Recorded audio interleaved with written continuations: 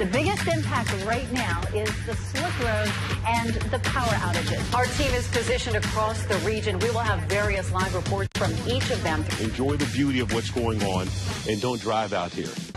Right now on WRAL News, I'm tracking another wave of winter precipitation, when it arrives, and if more of us will see snow when it does. We got a little baby over here that's 5 weeks old, and thank God we got the gas logs, so we got heat in the house. What you need to know in case you lose power. Plus, trees falling, down power lines, and roads closed. We have team coverage of the winter storm from the Triangle to the Sandhills. Live from Raleigh, WRAL News starts right now. Thank you for joining us. I'm Deborah Morgan. And I'm Gerald Owens. We have live team coverage tonight. Chief Meteorologist Greg Fischel's in the HD Weather Center with a look at conditions right now and what we can expect to see overnight. We'll get to him in just a moment. Our crews have been out all night monitoring conditions across the area. Ken Smith is live in Raleigh. Candace Sweat is in Johnston County. And our Adam Owens is in Fayetteville. And we will also have coverage from Washington, D.C., where they are getting absolutely hammered by this storm. We have hundreds of closings and delays reported on WRAL.com. We also have those scrolling at the bottom of your screen. Now let's get right to Chief Meteorologist Greg Fischel in the Weather Center with the latest on this storm. Greg? Well, we have good news and bad news. The good news is the precipitation is winding down and shifting off to the north and east of us, at least for the time being. Bad news is the colder air is beginning to come back toward the east. This was the scene on Glenwood Avenue near the 5 Points area when a tree limb came crashing down in front of a public transit bus. The tree limb got lodged in the bus's windshield. Ice is the big concern right now. As it accumulates, it's creating slick roads and power outages continue to climb. I want to update you on another story, some breaking news we've been following up in Vance County with an overturned tanker truck. This is on I-85 at the Dabney Drive interchange in Henderson. Well, as we get more and more warm air surging in, that raindrop doesn't have time to refreeze until it hits the ground, and it causes that glaze of ice. And that's what we're going to continue to see more of this afternoon. She is from Burlington, North Carolina, and she is trying to get to Fort Lauderdale, Florida, because she has a cruise to catch. How stressful is this? Very stressful, because it leaves tomorrow, and I don't want to get delayed tonight and miss it. Now on WRAL, dangerous, icy conditions outside, and we're expecting light snow on top of that. Meteorologist Elizabeth Gardner and Mike Moss will tell us how much. Plus, from the Sandhills to the Triangle, we are live on the roads with updates on the conditions and details on those power outages. And at least 9 weather-related deaths across 4 states, including North Carolina. We'll have a live update on blizzard conditions out of the nation's capital. But I am seeing a lot of tree limbs down, and we are actually, I don't know if can you see this, Bill, right now? We're coming up on a tree that's crossed the road, and this road is totally blocked.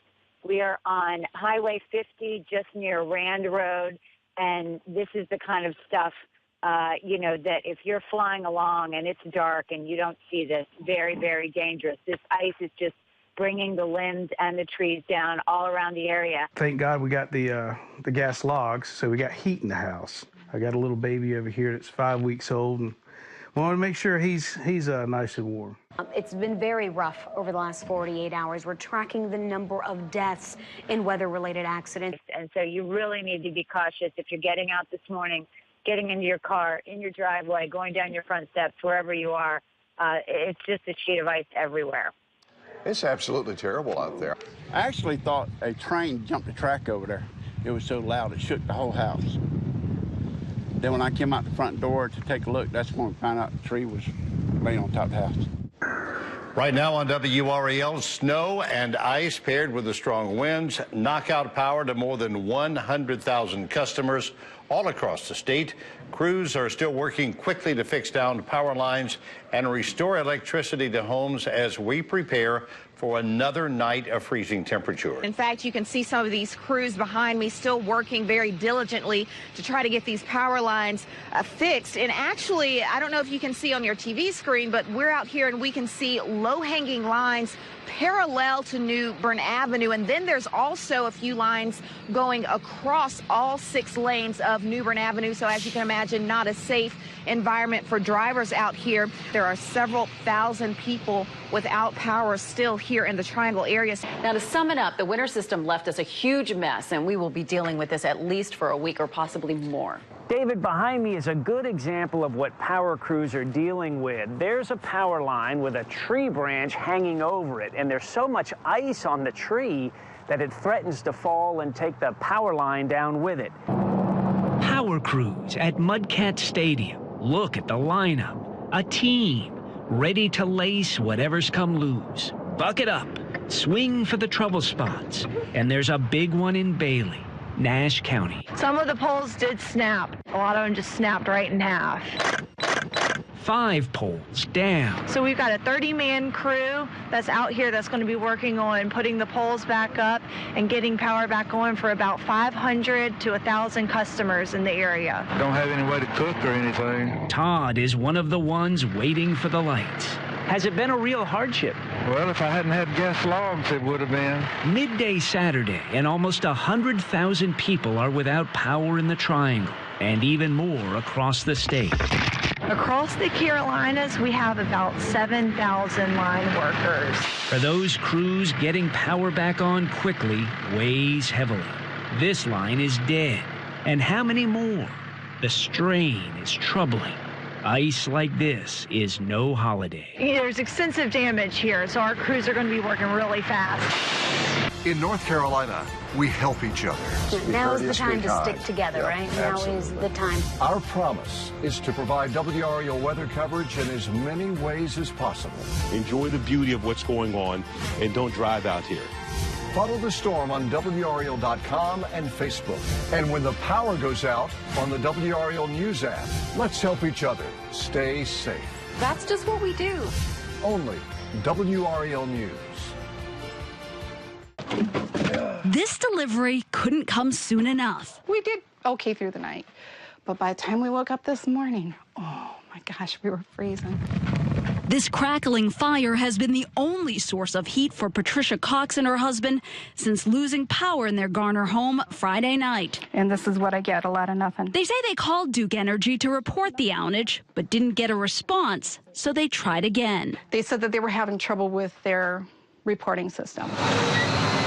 As ice was building up on trees and power lines causing widespread outages, Duke Energy's automated system also went down at the height of the storm. It was an unusual thing that I've never encountered before, certainly, but something that can happen when you're dealing with a high-tech system that's capable of processing more than 100,000 calls an hour. Calls reporting outages across our area went unanswered. We believe it's back up and running fine now, and all those calls that were made last night should now be accounted for in the system. The glitch just fuel to the fire for customers waiting to get their power restored. I feel very upset and frustrated about that. It's ridiculous. With the lights still out, Cox has been burning her homemade candles she usually sells. As she watches her profits burn up, she says Duke Energy should ask itself one burning question. So how do you create a solution to that problem? You get rid of the automated system and you start putting human beings back in the job. Let me show you what the ice has done here on Yadkin Road here. You can see it snapped this tree off pretty good here. And look at the size of this tree here. If this would have been with some power lines underneath it, it would have wiped down those power lines. We're not too far from the Cottonade area, and they've had a lot of this happening in the area. With roads in many areas remaining slick and treacherous tonight, Baker says drivers should be cautious even at intersections where the stoplights are working. And this is absolutely a beautiful scene out here this morning, but do not let this beauty deceive you. It is very, very icy. We got a couple of tweets from people telling us how bad the roads were in downtown Raleigh, so we wanted to check it out for ourselves. And as you can see, just a solid sheet of ice. The damage from the top broke and landed on the porch roof. The cold, like 4 layers of pants and 5 layers of shirts. The lack of power. About 6. It started flickering off and on. Dealing with a winter storm like this can be overwhelming, especially when your water supply depends on power. That's the case for neighbors at Surrey Point in Apex. Because we have wells, you need electricity for it to pump your water. Some neighbors here rely on a community well that hasn't functioned for hours. You know, you can't take a shower. You use the bottled water to wash with and brush your teeth. It's been hard to use the bathroom. And neighbors have already been warned. Once the water is back, they'll have to boil it. In the meantime, they're finding ways of coping. Hopefully have a fireplace, which there seems to be something wrong with mine. So you run and you go somewhere that has the power. You just have to be extremely cautious. The ice is bringing a lot of power lines down, trees down on top of power lines, and causing, just impassable areas like this. And you can see a clearing here. So you have clear spots, and then you have spots that are kind of icy. But you can also see that there's the dusting on the vehicles as well. And I want to show you the weight of the ice on the trees up here. Because of that, they're weighing down. You can see some power lines up there. We're also looking at a lot of down trees, power lines. You see this power pole snapped in half there on New Bern Avenue. It's very frustrating for people who have to go another night in the dark. Crews have been out in the Triangle all day and all night, largely because of things like this. Still, with thousands of people in the dark, some say it's hard to see the light at the end of the tunnel. Michael Chadwick lost power nearly 40 hours ago and couldn't catch a break when he brought this generator home, only to find out it doesn't work. His only solution... I'm sitting in my truck staying warm. My good old Ford don't let me down. The heat's blowing away. My heat seat is on, so I'm feeling pretty good in here. Power crews are working around the clock, but for some, it just can't come soon enough. Over on Chandler Ridge Circle in Raleigh. Our last conversation with Duke Energy was with some lady from Duke Energy. And she just suggested at the end of the conversation that we go to a shelter. David and his wife live at the Chandler Ridge Apartments and have been without power since 4 p.m. Friday. I've got 3 mag lights and this little light here. This is what's been supplying our light. We know many of you are watching us on the WRAL News app. We have had a social media rapid response team 24/7 since this storm began, and you responded. Only WRAL News.